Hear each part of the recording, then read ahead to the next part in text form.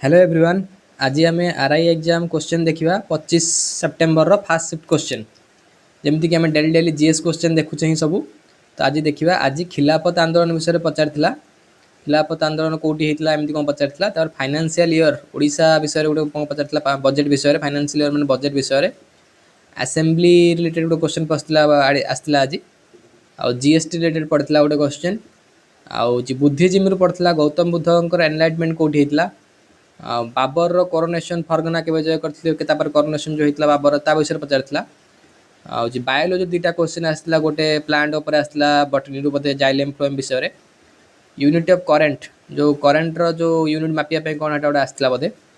Current affairs गोटे आसला मोर sure नुह कौन आसी मतलब जना ना गोटे करेंट अफेयर्स आसी अपॉइंटमेंट ऑफ जजेस ऑफ डिस्ट्रिक्ट कोर्ट किए अपॉइंट करती क्वेश्चन आसी बेटल ऑफ बक्सार प्लासी पर कौन गोटे होता रिफॉर्म से गोटे क्वेश्चन आसी।